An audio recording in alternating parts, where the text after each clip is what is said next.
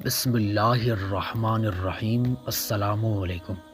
ایک بزرگ تھے، ان سے ایک کفل بنانے والے نے سوال کیا۔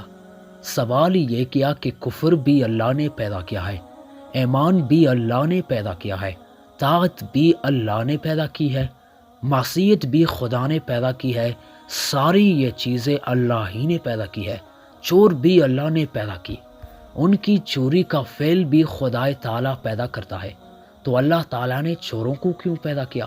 تو انہوں نے کہا کہ تجھے پالنے کے لیے۔ وہ کفل بنانے والا تھا، وہ بزرگ اس کو جانتے تھے، اس لیے کہ اگر چور نہ ہوتے تو کون کفل خریدتا؟ ارے کفل تو اسی لیے خریدتے ہیں کہ چور موجود ہے اور چوریاں ہوتی ہے، اس لیے سب لوگ تالے لیتے ہیں، دکانوں پر بھی مکانوں پر بھی۔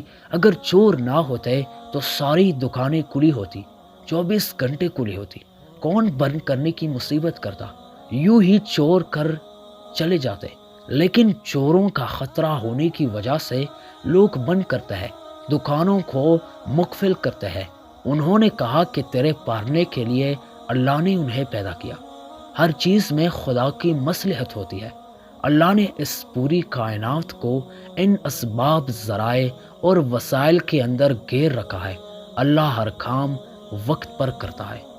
پیارے دوستوں، ہر چیز جو اللہ نے پیدا کیا ہے صرف اور صرف انسان کے پیدے کے لیے پیدا کیا ہے، کیونکہ انسان اس دنیا میں اشرف المخلوقات ہے۔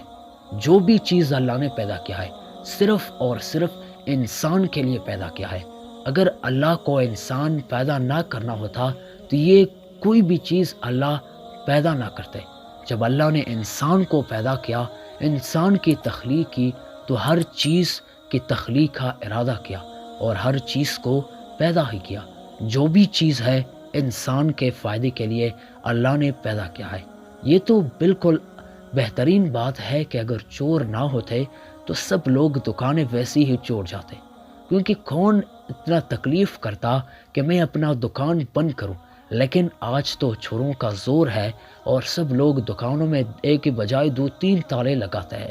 اللہ ہم سب کو چوری کرنے سے بچائے، کیونکہ چوری کرنا انتہائی بد فعل ہے۔ اللہ ہم سب کو چوری کرنے سے بچائے۔ ناظرین، اگر ویڈیو اچھی لگی ہو تو ویڈیو کو لائک کرنا اور ایسے بہترین اسلامی واقعات کے لیے ہمارے چینل کو سبسکرائب بھی کرنا۔